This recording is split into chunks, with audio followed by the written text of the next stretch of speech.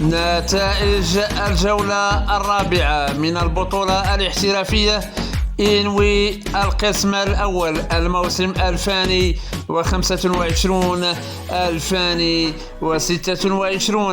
النادي المكناسي ينهزم أمام الوداد الرياضي ب3 أهداف مقابل هدف.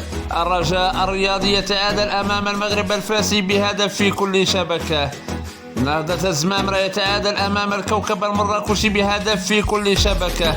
اتحاد طنجة ينهزم أمام الفتح الرباطي ب3 أهداف مقابل لا شيء. اتحاد يعقوب المنصور ينهزم أمام أولمبيك تشيرا بهدف ل0.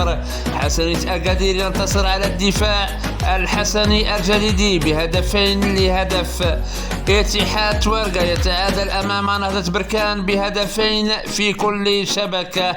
أولمبيك سافي ينهزم أمام الجيش الملكي ب3 أهداف ل0.